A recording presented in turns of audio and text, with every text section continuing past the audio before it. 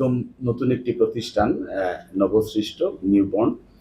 সিলেট উন্নয়ন কর্তৃপক্ষ আইনে কর্তৃপক্ষের যে সকল ক্ষমতা ও কার্যাবলীর উল্লেখ রয়েছে তার মধ্যে উল্লেখযোগ্য হচ্ছে ভূমির যৌক্তিক ব্যবহার নিশ্চিত করা, ভবন নির্মাণ, অনুমোদন, সংরক্ষণ, অপসারণ সংক্রান্ত যাবতীয় কার্যাবলী, নতুন আবাসন প্রকল্প প্রণয়ন ও বাস্তবায়ন, নিম্নবিত্ত বস্তিবাসী গৃহহীনদের আবাসন সমস্যা নিরসন, আধুনিক ও আকর্ষণীয় বিভিন্ন নাগরিক সুবিধা তৈরি ও সংরক্ষণ, পর্যাপ্ত বনায়ন ও সংরক্ষণ, পরিবেশ দূষণ প্রতিরোধে প্রকল্প গ্রহণ ও বাস্তবায়ন, এছাড়াও শিক্ষা, স্বাস্থ্য, যোগাযোগ, তথ্য প্রযুক্তি, উড়াল সেতু, ট্রাফিক ব্যবস্থাপনা, নালা খাল নর্দমার উন্নয়ন সহ বিবিধ বিষয়ে প্রকল্প গ্রহণ ও বাস্তবায়ন করতে পারবে।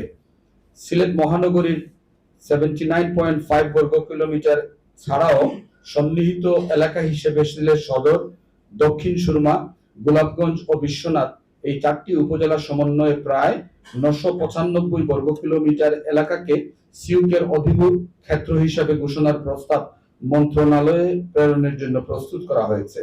চট্টগ্রাম উন্নয়ন কর্তৃপক্ষের ন্যায় সিলেট উন্নয়ন কর্তৃপক্ষের অধিভুক্ত এলাকার পাহাড়, টিলা, নদী, খাল ইত্যাদি অপরিবর্তিত রেখে অর্থাৎ প্রাকৃতিক ভারসাম্য বজায় রেখে সিলেট উন্নয়ন কর্তৃপক্ষের অধিভুক্ত এলাকায় কার্যক্রম গ্রহণ করা হবে।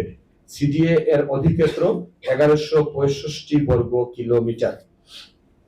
সুপ্রিয় সাংবাদিক বৃন্দ, আপনারা জেনে খুশি হবেন ইতিমধ্যে সিলেট উন্নয়ন কর্তৃপক্ষের রাজস্ব খাতে 67টি ক্যাটাগরিতে 714টি পদ সৃজনের যৌক্তিকতা, বেতন স্কেল, নিয়োগ যোগ্যতা নির্ধারণ ও প্রবিধানমালা প্রণয়ন পূর্বক গৃহায়ন ও গণপূর্ত মন্ত্রণালয়ে প্রস্তাব আকারে প্রেরণ করা হয়েছে।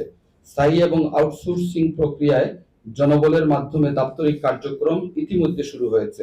স্থায়ী দপ্তরের জমির জন্য জেলা প্রশাসক বরাবরে আবেদন প্রেরণের সিদ্ধান্ত গ্রহণ করা হয়েছে। অস্থায়ী কার্যালয় স্থাপন করা হয়েছে। মন্ত্রণালয় কর্তৃক নির্ধারিত বিসি কমিটির প্রথম সভা ইতিমধ্যে অনুষ্ঠিত হয়েছে। ইমারত নির্মাণ আইন 1952, ইমারত নির্মাণ বিধিমালা 1996, বিএনপিসি 2020 ও সিউক আইন 2023 অনুযায়ী প্রকৌশলী, স্থপতি ও কারিগরি প্রতিষ্ঠানের তালিকাভুক্তির কাজ চলমান রয়েছে। এছাড়া রিয়েল এস্টেট ডেভেলপারদের তালিকাভুক্ত করা হচ্ছে, গণবিজ্ঞপ্তি জারি করা হয়েছে।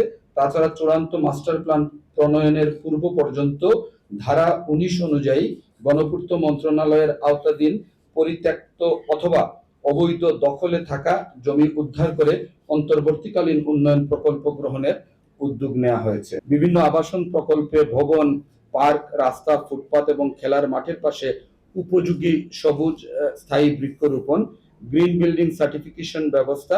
সিলেট সিটি কর্পোরেশন সংলগ্ন এলাকায় আমরা নিম্ন আয়ের মানুষের জন্য ফ্ল্যাট নির্মাণের একটা পরিকল্পনা আমরা ইতিমধ্যে গ্রহণ করেছি এবং এসডি এর আওতাভুক্ত এলাকায় পরিকল্পিত নগরায়ন এবং ভূমির সঠিক ব্যবহার নিশ্চিতকরণ। সিলেট তামাবিল যে সড়কটি আছে সেই সড়ক সংলগ্ন আবাসিক এলাকা উন্নয়ন, সিলেট বাদাঘাট এলাকায় অবস্থিত জেল রোড এলাকা সংলগ্ন আবাসিক এলাকার উন্নয়ন, বিভিন্ন সংযোগ সড়ক, বাইপাস এবং ফ্লাইওভার নির্মাণ। পূর্ণভূমি সিলেটকে একটি বাসযোগ্য, আধুনিক ও বিশ্বমানের পর্যটন নগরীতে রূপান্তর করতে সিলেট উন্নয়ন কর্তৃপক্ষ বদ্ধপরিকর।